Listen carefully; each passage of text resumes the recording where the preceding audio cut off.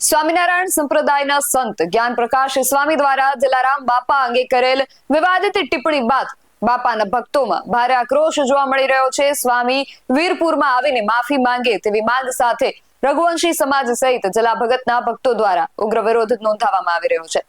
આ દરમિયાન જેતપુરના ધારાસભ્ય જયેશ રાદડિયાની પ્રતિક્રિયા પણ સામે આવી હતી। શું છે સમગ્ર વિગત જાણીએ અહેવાલમાં। જય હિન્દ, બેસાઇન્ડ ન્યૂઝ પર આપની સાથે હું છું નિધિ ગઢવી।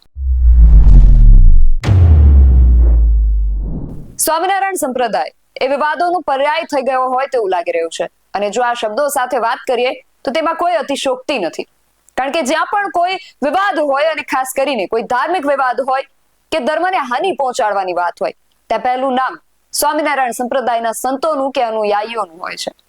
અહીંયા પહેલા સંત અને પછી અનુયાયીઓ બોલવા પાછળ પણ એક કારણ છે અને કારણ શું છે કે અનુયાયીઓ કરતા પણ સંતોનું જ નામ આવા કાળા કામોમાં કે આવા વિવાદિત કામોમાં મોખરે હોય છે। તાજેતરમાં જે વિવાદ ચાલી રહ્યો છે તેને લઈને જેતપુરના ધારાસભ્ય જયેશ રાદડિયાની પ્રતિક્રિયા પણ સામે આવી છે। શું કહી રહ્યા છે જયેશ રાદડિયા, પહેલા તે સાંભળીએ।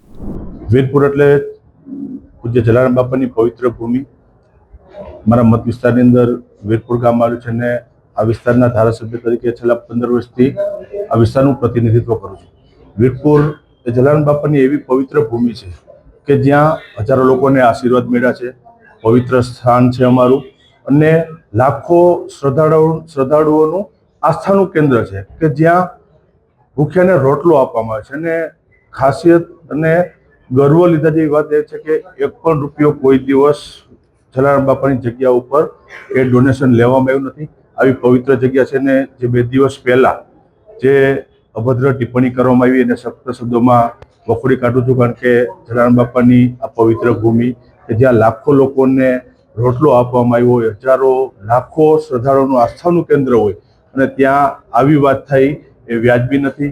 ભવિષ્યમાં પણ કોઈ પણ સંપ્રદાય કે કોઈ ધર્મગુરુ હોય કે જે આસ્થાનું કેન્દ્ર હોય, લોકોની આસ્થા જોડાયેલી હોય ત્યાં આવી વાત ન થવી જોઈએ। અને જે રીતે ગઈકાલે વીરપુર સજ્જડ બંધનું એલાન આપવામાં આવ્યું, હજારો શ્રદ્ધાળુઓએ, ભક્તોએ અને વીરપુરની અંદર દુકાનદારોએ પણ પોતાની દુકાનો બંધ પાડી અને રોષ પ્રગટ કર્યો।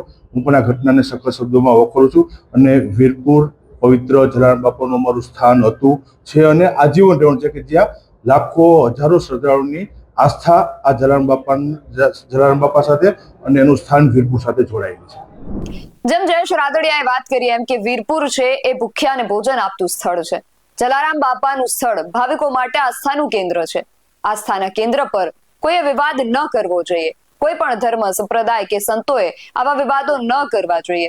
ધારાસભ્ય જયેશ રાદડિયાએ જ્ઞાન પ્રકાશ સ્વામી દ્વારા જલારામ બાપા અંગે કરેલી ટિપ્પણીને વખોડી હતી અને ભવિષ્યમાં આવી ઘટનાઓ ન બને તે માટે અપીલ કરી હતી। આ મામલે જ્ઞાન પ્રકાશ સ્વામીના વિરોધમાં વીરપુરમાં રઘુવંશી સમાજ દ્વારા ઉગ્ર રોષ દાખવવામાં આવ્યો હતો।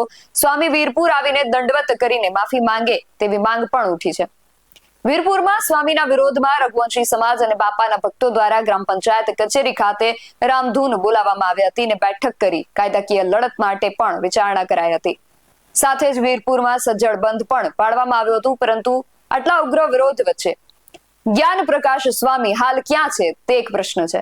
શું સંપ્રદાય તેમના સ્વામીઓને બચાવવા માટે પ્રયાસો કરે છે કે બીજા સ્વામી જાહેરમાં આવીને માફી માંગે છે પરંતુ જ્ઞાન પ્રકાશ સ્વામી કેમ બહાર નથી આવતા? શું જલારામ બાપાની સામે દંડવત કરવાથી એ નીચા થઈ જશે? જો ના, તો એ કેમ વીરપુર આવતા નથી? અને જો દંડવત કરવાથી કોઈ નીચું કે નાનું થઈ જતું હોય તો એ લોકો કઈ રીતે દરેક જગ્યાએ દેવી દેવતાઓને કે સંતોને પ્રણામ કરતા દર્શાવી શકે છે? આવા અનેક સવાલો હાલ જનમાનસમાં ઉઠી રહ્યા છે, પરંતુ આ વિશે તમારું શું માનવું છે અમને કમેન્ટ કરીને ચોક્કસથી જણાવજો। આવા જ વધુ અહેવાલો સાથે મળતા રહીશું। તમે મારી YouTube ચેનલને સબસ્ક્રાઇબ કરવાનું અને અમને Facebook અને Instagram પર ફોલો કરવાનું ભૂલશો નહીં। બાકી અવનવી અપડેટ્સ માટે આપ જોતા રહો બેસાઇન્ડ ન્યૂઝ। નમસ્કાર।